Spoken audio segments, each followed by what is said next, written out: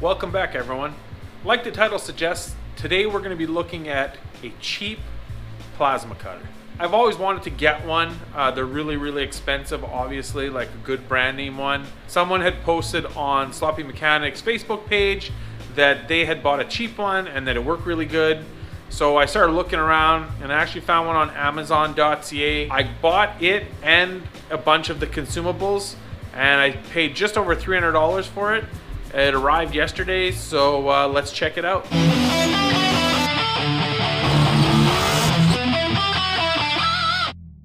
Here it is. So it's, I guess the company is Hitbox. It's called the Cut 40. Yeah, I don't know. It's a plasma cutter. It's got a dial on it. So here's the back. Turn it off and on, where the air goes in. And then there's these two studs on the back here. So that's where this regulator mounts, slash water separator. It also came with a gauge put on here, on one of those holes. And then this is the bracket. This bracket bolts onto here. We'll bolt that on right away. Here it came with clamps, some fittings for this, and a couple of, I guess, the consumable tips. But then I also bought, for an extra, I think it was an extra 40 bucks or something, I bought this box of consumables. So it comes with these little things, giant bag of these, a bag of these, and then a box of these white tip pieces. It's like a 255 piece set and it was like $40, so I assume that stuff will last for quite a while. Here's the ground strap. Here's the plasma cutter head and cord, I guess you call it, thing. Looks like there's some more tips in there, spare ones. I guess it comes with some, but I just figured while I was ordering it, I might as well order a box of them, because what if I can't get them eventually, right? It looks pretty good. The only thing that's kind of crappy about it that you should know is it comes with this style of plug end. It's a 220 volt. They do have certain ones that only 110 volt, but the one I bought is a 220 volt. So it has this weird end, which is some kind of locking end. Actually, this end is pretty expensive if you go like to Home Depot to buy it. So I ended up going to Home Depot and buying just the regular type of 220 plug, which is what all the plugs in my garage have. So I'm gonna have to switch that over, but that's no big deal. It was like 20 bucks. Add that onto the price, I guess. So yeah, so we're gonna put this all together and then we're gonna test this thing out and see if it cuts metal and how it works. Okay, so what I've done here is I've put this bracket on, two little bolts, mounted this. It's kind of weird because it comes with two barb fittings like this. One's supposed to go in here, and then it comes with this, and the other one goes on this side. Then it comes with this line. It's supposed to go from this barb fitting to this barb fitting, right? But then on this side, you're supposed to put a barb fitting and the rest of this hose, but then I don't know how you hook it to your compressor, because your compressor has, you know, a line on it. So I just put a fitting on there like this, and I can just hook my compressor right to my air line right to. So now I'm just going to run a piece of hose from here to here, clamp it, and then this back side will be done. Okay, so now I'm switching the plug. So this is the one that I need. It actually comes with different, just in case you need two fat ones, but this one has a fat one and a small one. Pretty sure it's the same as what the welder has. See, one fatter one, one small one, middle ground. And then this one, so the green is the ground, which is really weird because usually this will be black or be red, I think, and then the blacks are positive, but this is just weird colors. China for you, I guess. So I'm just going to transfer these to here and then bolt this together. Alright, so I got the plug end on. There it is with the new plug end. It's all good. The ground just goes into here just like a regular like welder or whatever does. And then I guess here's your electricity and here's your air. Yeah. So that's all hooked up. So now all we got to do is plug it in and I guess we'll give her a try. I put the air on and adjusted the pressure. They say the pressure is supposed to be between 70 and 80, 70, 80 psi. Then you can adjust it up or down if you need it to cut more. Plugged it in, so here, let's turn the switch on. It's got a fan, and then this is how much you turn it up and down, obviously. So yeah, I guess we'll give her a try. Okay, so I got it turned on. I got the pressure at like 70. I got this turned to 22, which is about halfway as high as it goes.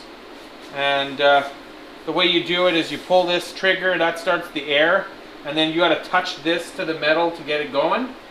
So let's give this thing a try and see if it works, or how it works.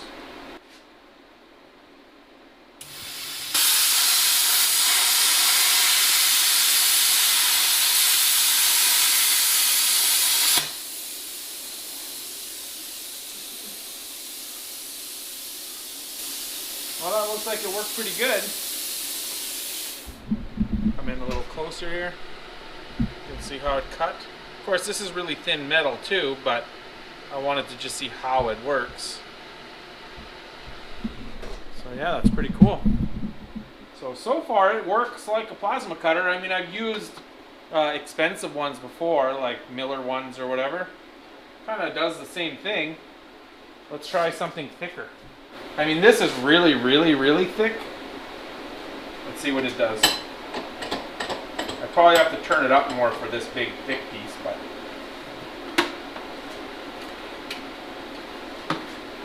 let's hit it with it with it still at 22 and just see what happens.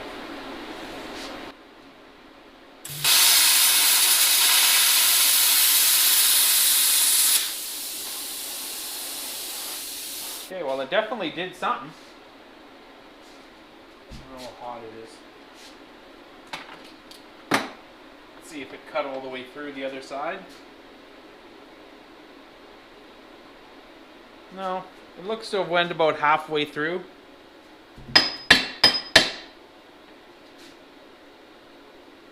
Which is pretty good considering that this is like a, what's that, a 1/4 inch? Half inch thick steel, and it went easily halfway through. Let's turn it up.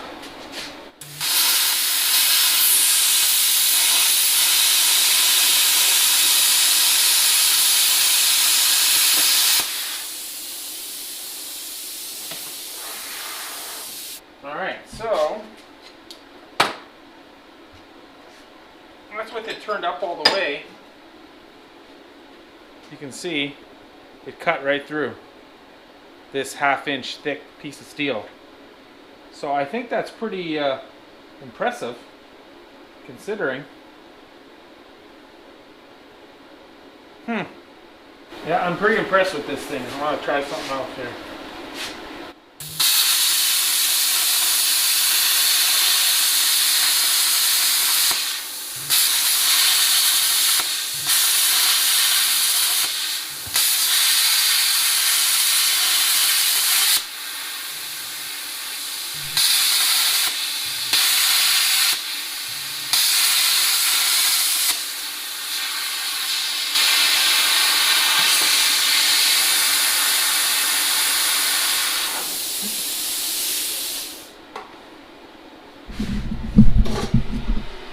That's how it works. Alright, so I'm pretty impressed with this thing so far. It seems to work really well. It definitely does what it's supposed to do. I didn't see any issues with setting it up and getting it to work. So I'd say for $300, it's definitely something good. If you go on Amazon or anywhere, eBay, there's different brands of them. Different models. Obviously they're all made by probably the same companies in China, whatever. I don't think that really matters. You can always do research on certain brands. I did some reading on Amazon and stuff, you know, what other people's comments were, and everyone says they're really good. It comes with a warranty. I think it's a year warranty. If you guys need one and you don't want to spend like $1,500, I definitely recommend getting one of these Amazon, eBay China knockoff plasma cutters. I'm sure in future videos you'll definitely see us using this plasma cutter on the shit horse or on other project cars. So definitely stay tuned to videos to see how the thing continues to work and the other projects that we build using it. So like always, like, comment, subscribe, share with your friends, and we'll check you later.